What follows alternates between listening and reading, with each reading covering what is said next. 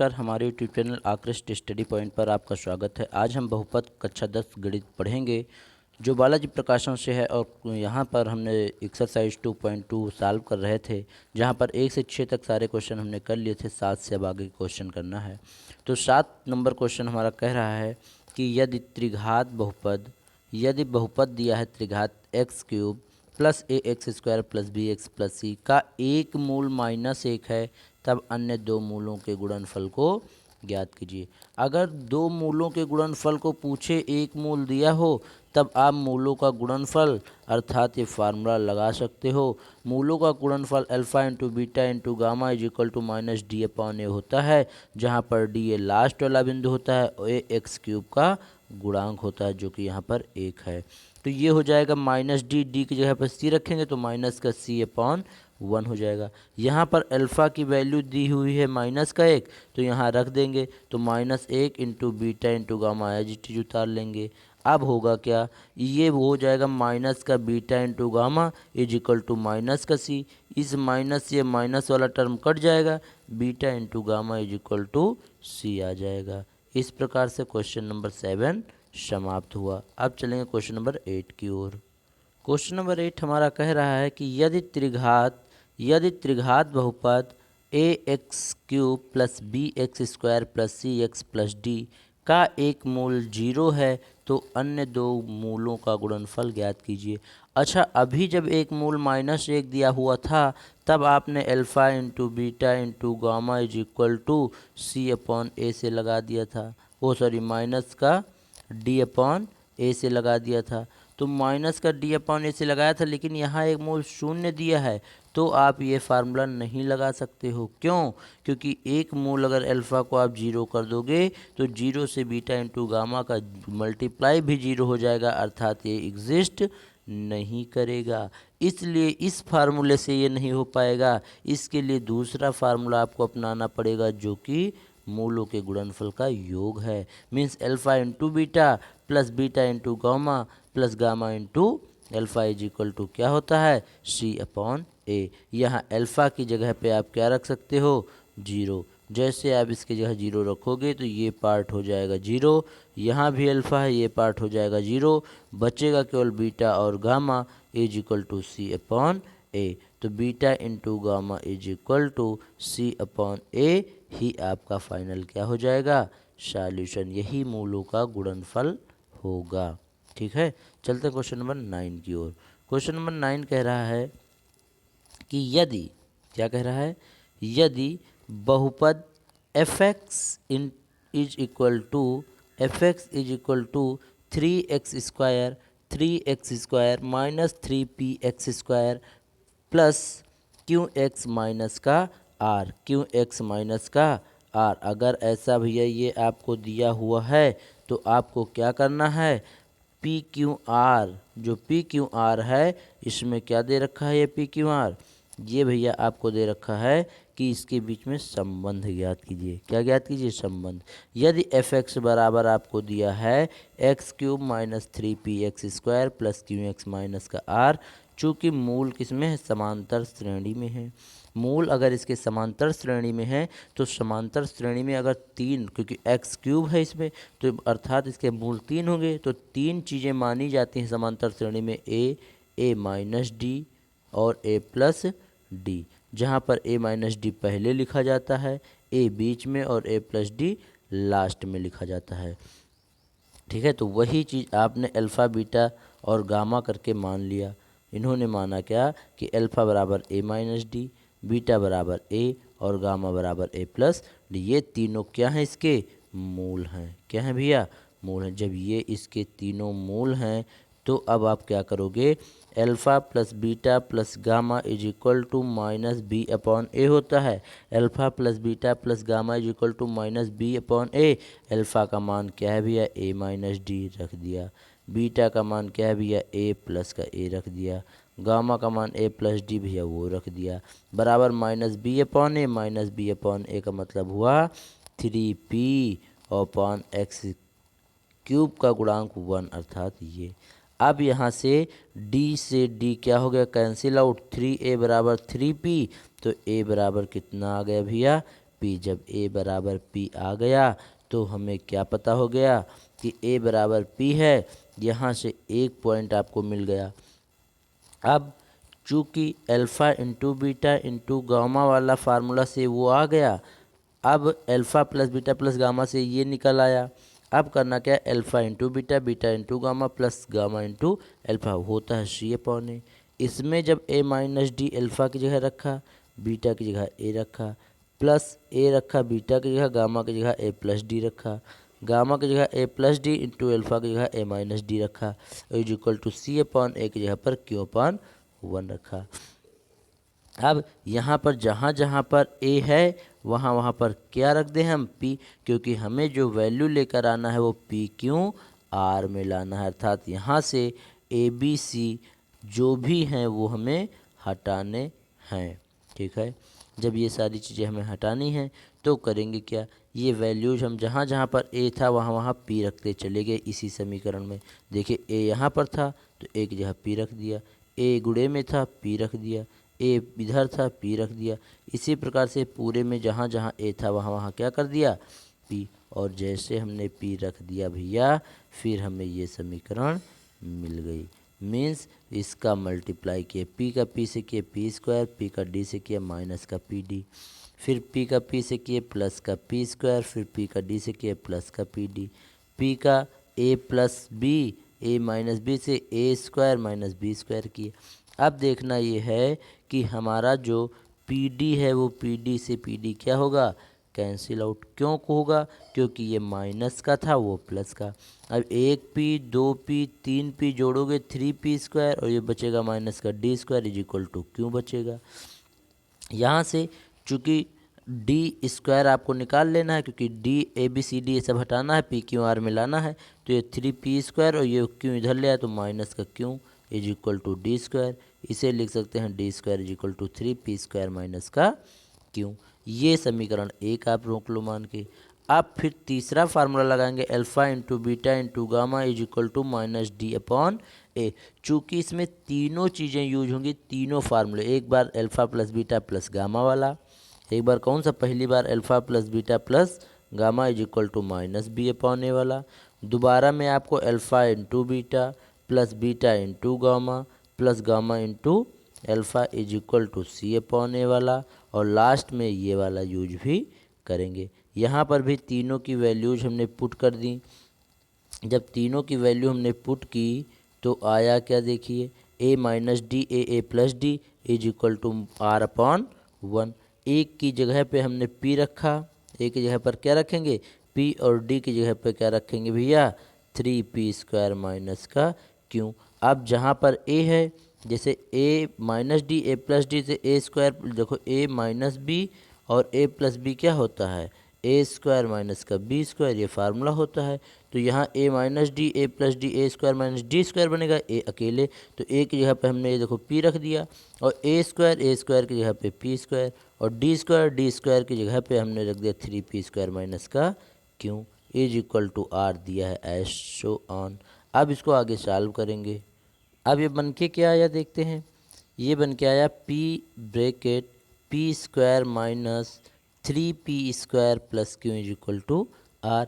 यहाँ पर करेंगे क्या, ये p एज इट इज उतार लिया, और ये 3p² से एक p² घटाएंगे माइनस 2p² आएगा, और प्लस का Q is equal to r। अब यहाँ पर 2p³ इसका गुणा कर लिए माइनस 2p³ प्लस का p क्यों उसके बाद इक्वल टू r कर दिया। अब ये देखिए PQR में ही संबंध आ गया, PQ माइनस इधर ले आए r is equal to 2p³, यही आपका आंसर आ गया, क्योंकि हमें p, q, r में ही वैल्यू लाना था, ABC हटाना था, जो कि अब हट चुका है। इस प्रकार से क्वेश्चन नंबर 9 आपका ख़त्म हुआ।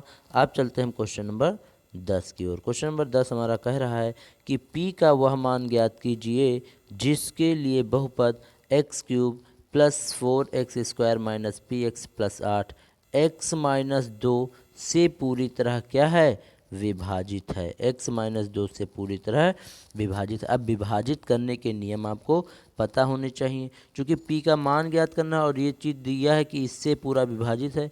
अगर पूरा विभाजित होता है तो शेषफल भैया क्या होता है, शेषफल भैया क्या होता है बताइए ज़रा।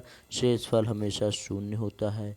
शेषफल हमेशा शून्य होने का मतलब, जिसे हमने कहा 5 से 10 को विभाजित कीजिए तो शेषफल क्या आएगा, शून्य। या अब हम कहें 5 से 10 पूरा पूरा विभाजित है, इसका मतलब 5 दूनी 10 पूरा विभाजित, तो शेषफल क्या बचा, 0। अर्थात जब भी कहे कि कोई चीज़ पूरा पूरा विभाजित है तो उसका शेषफल हमेशा 0 होता है। अगर ना भी हो 0 तो उसे 0 किया जाता है।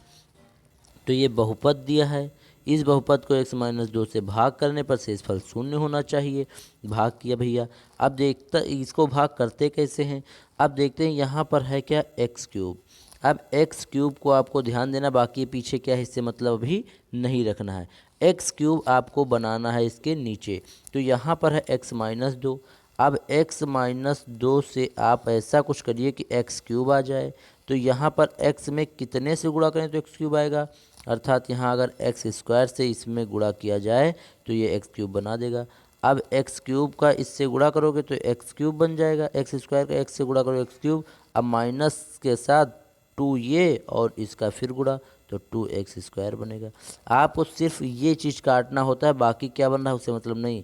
तो इसको अब घटाएंगे तो ये माइनस होकर ये कट जाएगा, ये तो 0 आ जाएगा। अब ये जो बचा इसको यहाँ मतलब इधर जो 4x स्क्वायर px 8 इनसे घटाया जाता है।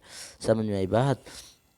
अब देखते हैं, तो एक्स स्क्वायर ऊपर हमने ले लिया, जब एक्स स्क्वायर लिया तो आया एक्स क्यूब और माइनस का 2x स्क्वायर, ये तो आपका कैंसिल हो गया। अब ये 4 से, और चूंकि घटाने में चिन्ह बदल दिया जाता है, माइनस था तो नीचे प्लस, तो 4 और 2 6 हो गया। ये अब ये मत सोचना कि 4 से 2 घटाना चाहिए था लेकिन इन्होंने जोड़ क्यों दिया, क्योंकि ये माइनस था तो यहाँ प्लस ले लिया गया। अब ये चिन्ह का मतलब कुछ नहीं, इस चिन्ह के द्वारा इनका जोड़ या घटाव होगा। ठीक, तो 4 2 6 और ये माइनस के पी एक्स ऐसे और प्लस का 8 ये ऐसे। अब जो है तुमको ध्यान देना है, यहाँ पर आपका स्टार्टिंग पॉइंट 6x स्क्वायर आ गया। अब तुमको इसके अनुसार 6x स्क्वायर लाना है, तो अर्थात इस वाले x में 6 से गुणा कर दें और एक x और से गुणा कर दें तो x स्क्वायर बन जाएगा कि नहीं। इसका मतलब 6x से इसको हमने गुणा किया, जब 6x से गुणा किया तो 6x स्क्वायर बना और माइनस का 6 दूनी 12x बना। अब यहाँ पर प्लस था तो यहाँ माइनस कर लिए, यहाँ माइनस था तो यहाँ प्लस कर लिए। अब इन्हीं चिन्हों के द्वारा इसे बदला जाएगा। अब जब घटाए जोड़े तो हमारा जो आया वो 12x minus P x plus का 8 बना। अब जो है इसी तरीके से जब हम सॉल्व करते आए, जहाँ पर x की वैल्यू समाप्त हो गई वहीं पर आपका शेषफल होना चाहिए। तो ये आपका बना शेषफल, जबकि शेषफल होना क्या चाहिए था, 0 होना चाहिए था। शेषफल लेकिन यहाँ 0 नहीं है, इसका मतलब ये वैल्यू 0 होगी। तो चूंकि शेषफल 0 है क्योंकि पूरा पूरा विभाजित हो रहा है, इसकी जगह पे हमने क्या रख दिया, 0। अब 2p इधर माइनस का उधर भेजेंगे प्लस का हो जाएगा, तो 2p इज इक्वल टू 32 बन जाएगा। तो p बराबर 16 दूना 32, तो p का मान कितना आ जाएगा, 16। यही आपका फाइनल सॉल्यूशन है और p के ही मान को निकालना था। अब इस प्रकार से क्वेश्चन नंबर 10 खत्म। चलते हैं 11 की ओर। क्वेश्चन नंबर 11 हमारा कह रहा है कि एक त्रिघात बहुपद को ज्ञात कीजिए जिसके 3 मूल दिए हुए हैं। जब 3 मूल दिए हैं, त्रिघात बहुपद ज्ञात करना है, तो सबसे पहले अभीष्ट त्रिघात बहुपद का फार्मूला क्या होता है, ये आपका त्रिघात बहुपद को बेसिक फार्मूला है। ठीक है, तो इस बेसिक फार्मूले में मेन हमको क्या ज्ञात होना चाहिए। सबसे पहली बात, इस बेसिक फार्मूले में alpha plus beta plus gamma पता हो, alpha beta beta gamma gamma alpha इनका योग पता हो और अल्फ़ा बीटा गामा पता हो, तब तो यहाँ पर हम वैल्यू रख के इसे ज्ञात कर सकते हैं। तो इसके लिए एक को अल्फ़ा माना, एक को बीटा माना, एक को गामा माना, तो alpha plus beta plus gamma means -2 plus -3 plus -1 सबको जोड़ेंगे तो आएगा माइनस का 6। इसी तरीके से इनका मल्टीप्लाई करके जोड़ेंगे तो आएगा 11। इसी तरह तीनों को मल्टीप्लाई करेंगे तो 2 तिहाई 6 6 कम 6 माइनस का 6। अब ये सारी वैल्यू यहाँ पर रख देंगे, एक्स क्यूब ऐसे उतार लिया, यहाँ पर रख दिया कितना, माइनस का 6 इंटू एक्स स्क्वायर, तो माइनस का 6 इंटू एक्स स्क्वायर, यहाँ पर रख दिया 11 इंटू एक्स, तो 11 इंटू एक्स, यहाँ रख दिया हमने क्या, माइनस का 6, तो माइनस का ये 6। इस प्रकार से यही आपका अभीष्ट क्या बन गया, त्रिघात बहुपद means x cube plus 6 x square और प्लस का 11x प्लस का 6, यही आपका त्रिघात बहुपद बना। अब देखते हैं क्वेश्चन नंबर 12 आपसे क्या कह रहा है। कह रहा है एक त्रिघात बहुपद ज्ञात कीजिए जिसके मूल 3 दिए हुए हैं। सेम टू सेम वैसे 3 मूल दिए हैं, अल्फ़ा बीटा गामा मान लेंगे। Alpha plus beta plus gamma 5/2 आया जोड़ने पर, इनके गुणनफल का योग माइनस का 2 आया, इनका गुणनफल -3/2 आया। इसी विशेष फार्मूले में हम क्या करेंगे, वैल्यू पुट कर देंगे। जैसे वैल्यू पुट करेंगे आपका जो त्रिघात बहुपद बन के आएगा वह x cube -5/2 into x square -2x plus का 3/2, यही आपका फाइनल सॉल्यूशन हो जाएगा। इस प्रकार से क्वेश्चन नंबर 12 खत्म। अब 13 पर चलते हैं। क्वेश्चन नंबर 13 कह रहा है एक त्रिघात बहुपद ज्ञात कीजिए जिसके मूलों का योग 2-2 करके मूलों के गुणनफल का योग तथा इसके मूलों के गुणनफल क्रमशः दिए हुए हैं। इस बार जो दिया है ये आपको अल्फ़ा बीटा गामा की वैल्यू नहीं दी है अलग अलग, बल्कि alpha into beta into gamma की वैल्यू है। Alpha beta beta gamma gamma alpha इनके योग की वैल्यू है और alpha plus beta plus gamma की वैल्यू है। तो ये क्रमशः लगा, तो मतलब पहले का जोड़ का ये वाला 3 है, फिर गुणनफल करके जोड़ का -1 है, फिर गुणनफल इनका -3 के बराबर है। इन तीनों को इसी त्रिघात बहुपद में रख दो और सॉल्व कर लो, यही आपका क्या आ जाएगा, फाइनल सॉल्यूशन। इस प्रकार 13 नंबर क्वेश्चन भी खत्म। क्वेश्चन नंबर 14 देखते हैं क्या कह रहा है। क्वेश्चन नंबर 14 आपसे कह रहा है कि यदि अल्फ़ा बीटा गामा बहुपद ax³ plus bx² plus cx plus d के मूल हैं, तब 1/अल्फ़ा प्लस 1/बीटा प्लस 1/गामा का मान ज्ञात कीजिए। भैया जब इसके ये मूल हैं अल्फ़ा बीटा गामा, तो इतने का मान ज्ञात करने के लिए सबसे पहले आप इसका एलसीएम ले लो। एलसीएम लोगे तो इन तीनों का गुणनफल हो जाएगा नीचे, तो अल्फ़ा बीटा गामा। एक हटाओगे तो ये बीटा और गामा बचेगा, इसके ऊपर मल्टीप्लाई करोगे। फिर इसको हटाओगे तो अल्फ़ा इंटू गामा बचेगा, इसके साथ मल्टीप्लाई करोगे। गामा हटाओगे अल्फ़ा इंटू बीटा बनेगा, इसके साथ मल्टीप्लाई करोगे, मतलब ये बन के आ जाएगा। अब जब अल्फ़ा बीटा गामा इसको सही रूप में लिख लिए तो इसकी वैल्यू होती है c/a, तो हमने ये रख दिया। इसकी वैल्यू होती है -d/a, हमने ये रख दिया। a से a क्या हो जाएगा, कैंसिल आउट। जब a से a कैंसिल आउट होगा तो माइनस का c/d बनेगा, यही आपका क्या हो जाएगा, इसका मान हो जाएगा। माइनस का c/d ही आपका ये फाइनल सॉल्यूशन हो जाएगा। इस प्रकार क्वेश्चन नंबर 14 भी खत्म। चलते हैं क्वेश्चन नंबर 15 की ओर। क्वेश्चन नंबर 15 हमारा कह रहा है यदि अल्फ़ा बीटा गामा बहुपद f(x) = x³ minus ax² plus bx minus c के मूल हैं, तब 1/अल्फ़ा बीटा प्लस 1/बीटा गामा प्लस 1/गामा अल्फ़ा का मान ज्ञात कीजिए। ऐसे मान ज्ञात करने के लिए पुनः वही कार्य करेंगे, इन तीनों का एलसीएम लेंगे। अल्फ़ा बीटा गामा इनका एलसीएम हो जाएगा। अब इससे पूरा अल्फ़ा बीटा ख़त्म तो केवल गामा बचा, ये ऊपर 1 से गुणा। बीटा गामा गया तो केवल अल्फ़ा बचा, 1 से गुणा। गामा अल्फ़ा गया तो केवल बीटा बचा, 1 से गुणा। अब alpha plus beta plus gamma ये ऊपर हो गया और नीचे alpha into beta into gamma बना। इसकी वैल्यू आपको पता है क्या होती है, माइनस का b/a।